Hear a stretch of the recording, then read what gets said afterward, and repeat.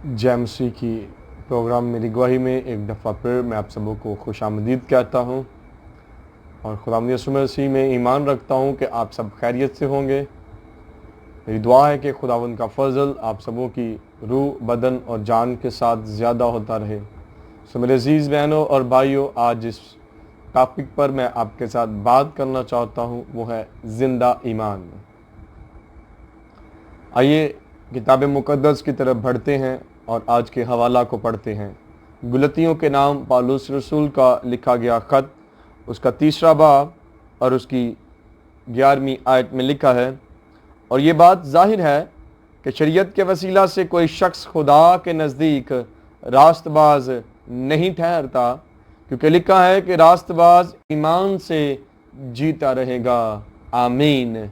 मेरे अजीज़ बहनों और भाइयों, इस आयत में हमने देखा है कि ईमानदार के जीता रहने के लिए ईमान कितना ज़रूरी है, क्योंकि लिखा है कि मेरा रास्तबाज बंदा ईमान से जीता रहेगा।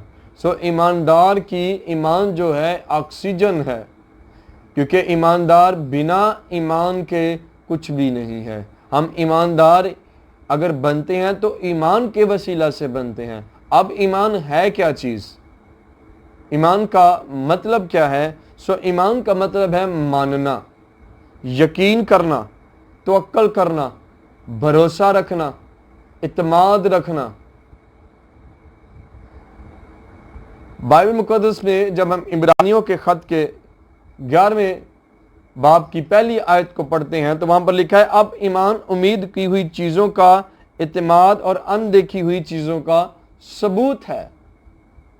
ईमान जो है वो उम्मीद है उन चीज़ों की जिनके हम बारे में सोचते, इमेजिन करते हैं। मिसाल के तौर पर अगर मैं आपसे कहूँ कि मेरे इस हाथ में एक चीज़ है और आप उसे यकीन कर लेते हैं तो इसे ईमान कहते हैं। अगर खुदा कलाम में लिखा है कि खुदा जहाँ 2 या 3 मौजूद होते हैं वहाँ पर खुदा होता है, तो अगर आप इस बात को पूरे दिल से मान रहे हैं तो आप ईमान में हैं। अब ईमान जो है ये कैसे पैदा होता है हम में? अब ईमान हम में कैसे आता है? बाइबल मुक़द्दस में जब रोमियो के ख़त के 10वें बाब की 17वीं आयत पढ़ते हैं तो लिखा है, ईमान सुनने से पैदा होता है और सुनना मसीह के कलाम में से। और जब खुदा के कलाम को हम सुनते हैं तो हमारे अंदर ईमान पैदा होना शुरू हो जाता है। मेरे अजीज बहनों और भाइयों, आपको याद है कि बाइबल मुक़द्दस में एक औरत का जिक्र पाया जाता है जिसे 12 बरस से खून जारी था, और उसके बारे में लिखा है कि उसने यीशु का हाल सुनकर, यीशु के बारे में सुना है, और सुनकर जब उसने सुना है तो सुन के सुन नहीं हुई, बल्कि सुनकर उसने क्या किया है?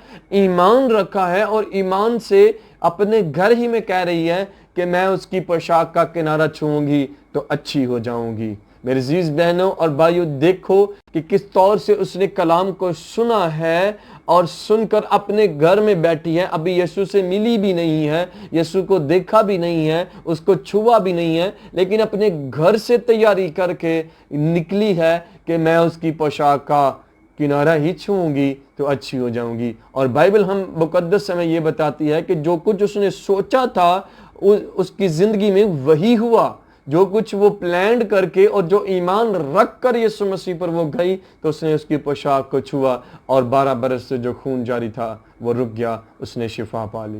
मेरे अजीज बहनों और भाइयों, ईमान की पैदाइश जो है वो सुनने से होती है।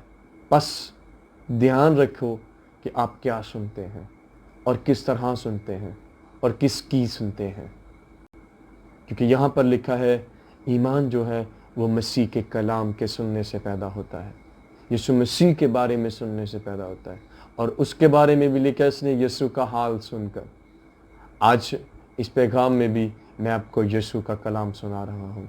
मेरा ईमान है कि इसको सुनने से आपका ईमान बढ़ेगा। हालेलुया। सो मेरे अजीज बहनों और भाइयों, लिखा है कि ईमान सुनने से पैदा होता है।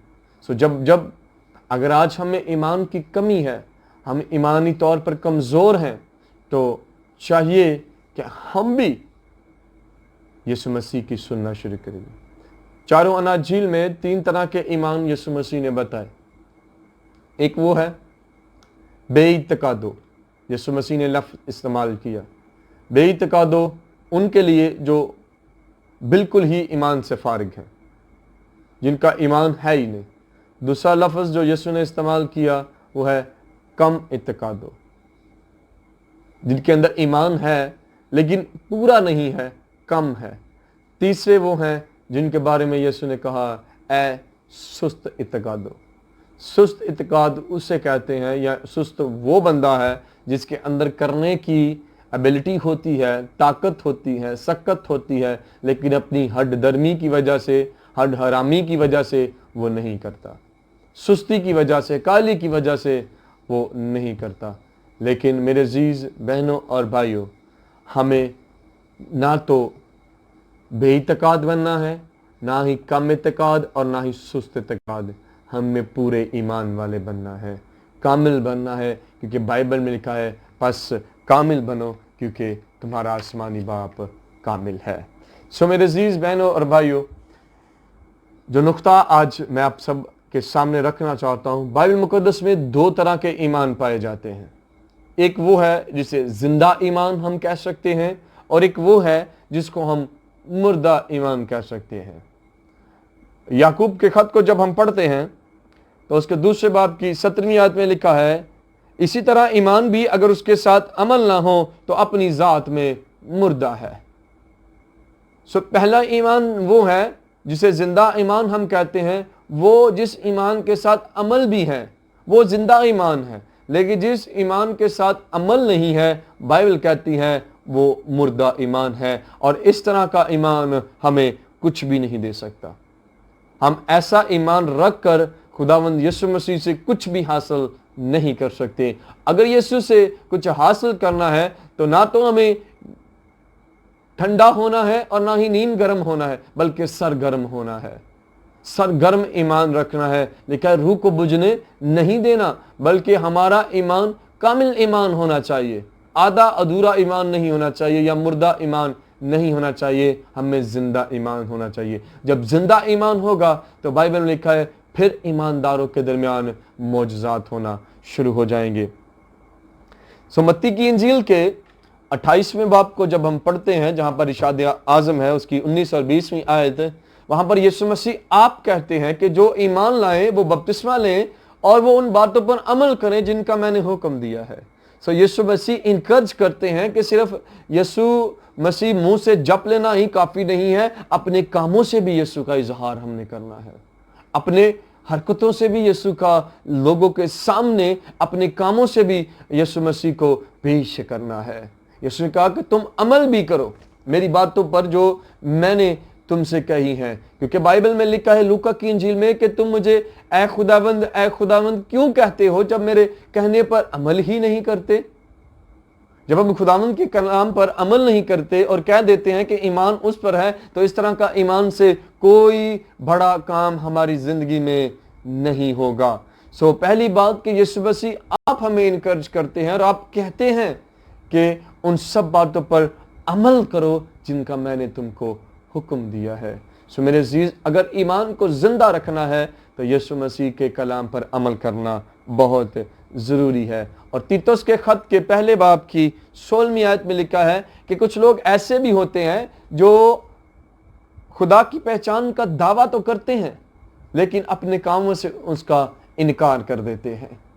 وہ کہتے تو ہیں ہم خدا کو جانتے ہیں، ہم اس کے مسیح کو جانتے ہیں، ہم روح القدس کو جانتے ہیں، ہمارا ایمان بھی ہے، لیکن جب ان کے کرنے کی بات آتی ہے تو وہ اپوزٹ کام کرتے ہیں، خدا کی سوچ اور خدا کے کلام کے خلاف کام کرتے ہیں۔ ایسوں کے بارے میں لکھا ہے کہ وہ اس کی پہچان کا دعویٰ تو کرتے ہیں لیکن اپنے کاموں سے اس کا انکار کر دیتے ہیں۔ یہ وہ لوگ ہیں جو مردہ ایمان کی لسٹ میں شامل ہوتے ہیں۔ یہ وہ لوگ ہیں جو ایمان تو رکھتے ہیں، ان کو یہ پتہ تو ہے کہ ہم ایمان ہمارے اندر ہے، لیکن ان کو یہ معلوم نہیں ہے کہ کس طرح کا ایمان ہے ہمارے اندر، زندہ ہے یا مردہ ہے، کیونکہ ایمان صرف رکھ لینا ہی کافی نہیں ہے۔ اگلی بات آپ دیکھ سکتے ہیں کہ یہودی لوگ بھی ایمان رکھتے تھے اس بات پر کہ ہم ابراہیم کی اولاد ہیں۔ یوحنا کی انجیل 8 باب کی اس کی 39ویں آیت میں یسوع مسیح کے ساتھ جب ان کی گفتگو ہوئی تو یسوع نے کہا تمہارا باپ ابلیس ہے۔ وہ بلبلا اٹھے، وہ چلا اٹھے کہ تو کیسے یہ بات کہہ سکتا ہے، ہمارا باپ تو ابراہیم ہے۔ یسوع نے کہا کہ اگر تم ایمانداروں کے باپ کے یعنی ابراہیم کے فرزند ہوتے تو ابراہیم جیسے کام بھی کرتے۔ وہ اپنے کاموں سے ابراہیم کا اور خدا کو رد کر رہے تھے، اور ایمان یہ تھا کہ ہم ابراہیم کے فرزند ہیں، اور خواہشیں جو تھی وہ ابلیس کی پوری کر رہے تھے، کام جو تھے وہ شیطان کے کر رہے تھے، اور مان یہ رہے تھے کہ ہم ابراہیم کے فرزند ہیں۔ ایسا ہرگز نہیں ہے۔ ایسا ایمان کبھی بچا نہیں سکتا، ایسا ایمان کبھی ہمیں پار نہیں لگا سکتا۔ سو میرے عزیز بہنوں اور بھائیوں، ایک اور بات جو میں آپ کے سامنے رکھنا چاہتا ہوں وہ یہ ہے کہ متی کی انجیل کے 7ویں باب کی 21ویں آیت میں لکھا ہے کہ اس روز یسوع مسیح نے کہا کہ بتھیرے میرے پاس آئیں گے اور مجھے اے خداوند کہیں گے، اور ان میں سے سارے جو ہیں وہ بادشاہی میں داخل نہیں ہوں گے، وہی داخل ہوں گے جو میرے آسمانی باپ کی مرضی پر چلتے ہیں۔ سو یہ حوالے ہمیں یہ بتاتے ہیں کہ صرف ایمان جو ہے وہ رکھ لینا ہی کافی نہیں ہے، بلکہ اس کے ساتھ عمل بھی بے انتہائی ضروری ہے۔ آج مجھے اور آپ کو چیک کرنا چاہیے کہ ہم کس طرح کا ایمان لے کر بیٹھے ہوئے ہیں، ہمارے اندر کیسا ایمان ہے، کیونکہ پالوس رسول کہنے کہ خود کو بھی پرکھو کہ تم ایمان پر ہو بھی یا نہیں۔ آئیے دوسروں کو پرکھنا چھوڑ دیں، دوسروں کی عدالت کرنا چھوڑ دیں، دوسروں کے بارے میں سوچنا چھوڑ دیں کہ فلاں کیا کر رہا ہے، فلاں کا بیٹا کیا کر رہا ہے، فلاں کی بیٹی کیا کر رہی ہے، میں اور آپ کیا کر رہے ہیں۔ یہ لمحہ فکر ہے، یہ سوچنی اور فکر کرنے کی ضرورت ہے کہ میرے اور آپ کے اندر کیا چل رہا ہے، کیا ہم یسوع مسیح میں قداور ہو رہے ہیں۔ پالوس رسول کہتے ہیں کہ وقت کے لحاظ سے تمہیں استاد ہونا چاہیے تھا، لیکن ضرورت یہ ہے کہ آج بھی ہم بچے ہیں، آج بھی ہم بچوں والی فیلڈ چاہیے، آج بھی ہمیں وہ باتیں چاہیے، آج بھی ہم شفا شفا شفا شفا شفا، جہاں شفا یا عبادت ہو ہم بھاگے چلے جاتے ہیں، لیکن جہاں کوئی سیمینار ہو ہم بہت کم جاتے ہیں، جہاں سیکھنے کو ملتا ہے ہم وہاں بہت کم جاتے ہیں۔ شفا لازمی ہے، لیکن شافی اس سے زیادہ بھی لازمی ہے۔ شافی کو لیجئے، شفا خود ہی مل جائے گی، اور زندہ ایمان سے سب کچھ آپ کی زندگی میں ہوگا۔ سو میرے عزیز بہنوں اور بھائیوں، آج اس ویڈیو پیغام کے وسیلہ سے میں آپ سبوں کو کہنا چاہتا ہوں، آئے ہم خود کو تولے۔ ایسا نہ ہو کہ جب خدا ہمیں تولے تو نوشتہ لکھا جائے مینے تکین و فرسین، تو تولا گیا اور کم نکلا۔ اس سے بیشتر کہ خدا ہمیں تولے، ہم خود کو تولے کہ ہم کیسا ہیں، ہمارے اندر کیسا ایمان ہے، زندہ یا مردہ۔ خدا کے سامنے شرمندہ ہونے سے بہتر ہے کہ آج ہم توبہ کر لیں اور اس کے حکموں پر عمل کرنا شروع کر دیں، اور زندہ ایمان والے بن جائیں، نہ کہ مردہ ایمان والے۔ خدا اس پیغام کے وسیلہ سے آپ سب کو برکت دے۔ God bless you.